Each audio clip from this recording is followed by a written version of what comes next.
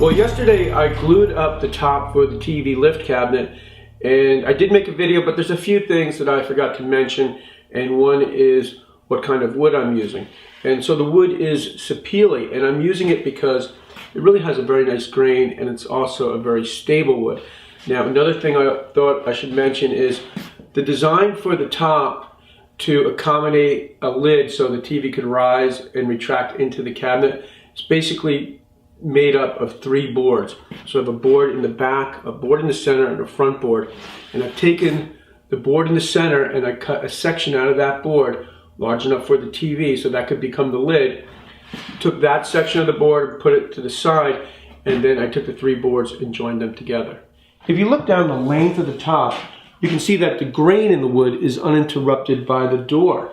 And I think that looks really nice, but also it made building the top and allowing for the door pretty easy. And the reason for that is once the boards were figured out, the widths of the boards, the only thing that I need to do now is remove this board from the top, which is just attached with a hinge, and attach these boards together with a few biscuits. The boards are lined up and labeled in the direction that they will be assembled. And that's why I have a 1, 2, and a 3.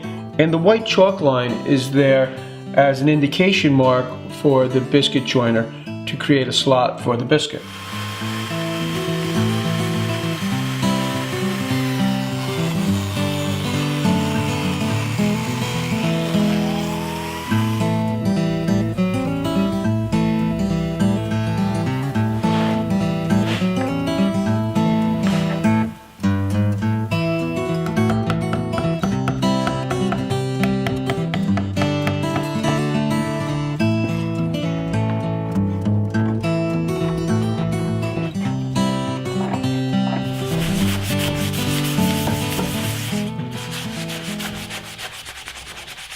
I've already glued the center board to the back, and now I'm going to attach the front board.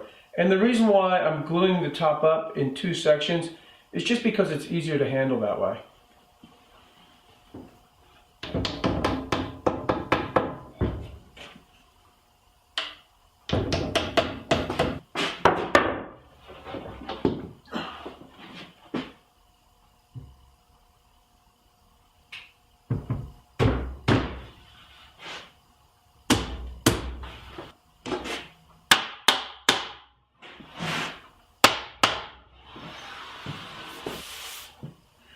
Well, that's it for today. I'm going to let the top set up overnight, and I did just get rid of any glue. I always like to get rid of the glue before it dries up. Now, tomorrow I'm going to put the lid back inside the top and then sand the whole top with the lid in place.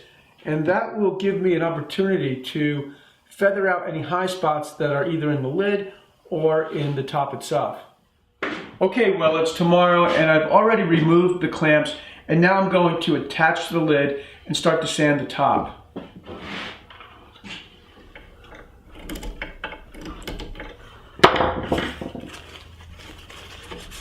Okay, well, that's my last screw. And I thought I should add that it's a good idea to put a little soap on the threads of the screw, and that will make it less likely that you'll strip the screw or even worse, break the screw. Now I'm going to put some tape on the door so I can reopen the door. And we'll close it and see how it fits. And it looks pretty good. This side's a little bit high here, so I'm going to have to sand that down.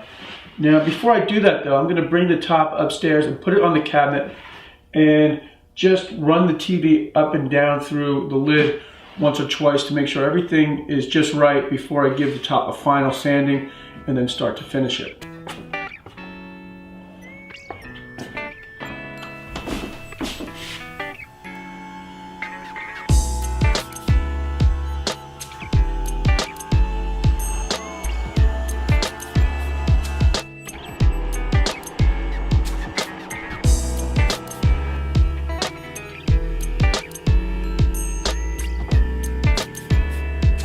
Well, it's always nice when things work out.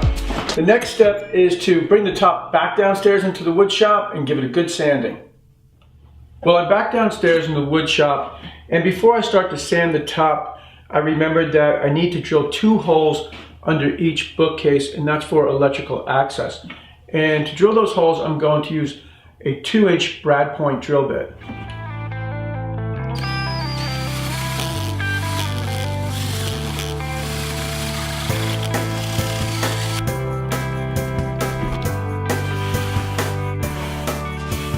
You may have noticed that the drill was making kind of a funny sound, kind of like that.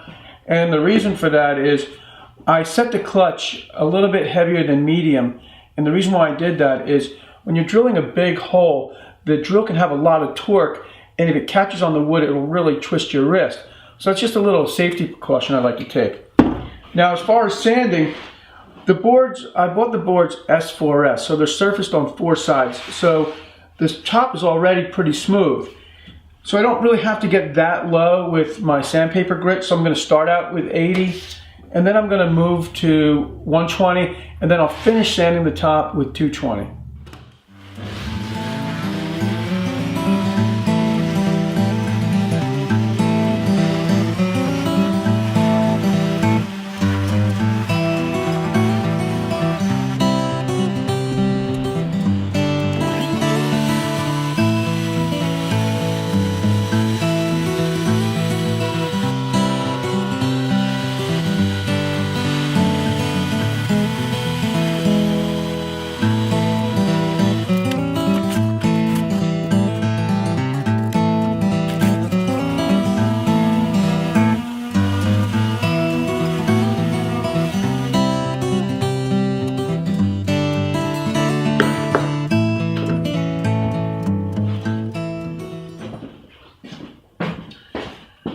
Well, I finished sanding the top and I eased the corners with a round over bit in my router. And it only took about a minute. Obviously, I'm kidding. All in, I got about 5 hours preparing the top for stain.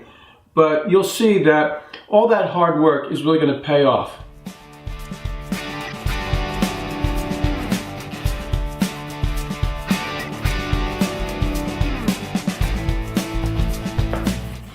I'm using dark walnut stain by Minwax that I've cut by 50%.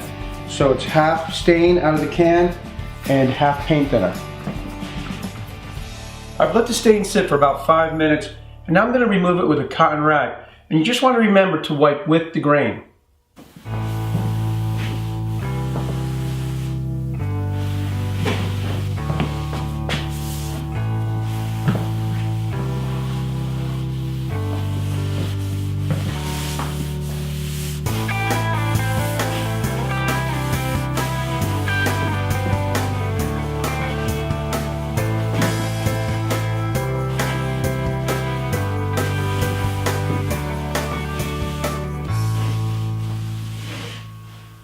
Now there's only one more step before I can bring the cabinet to the job site and install it, and that's to make and hang the doors.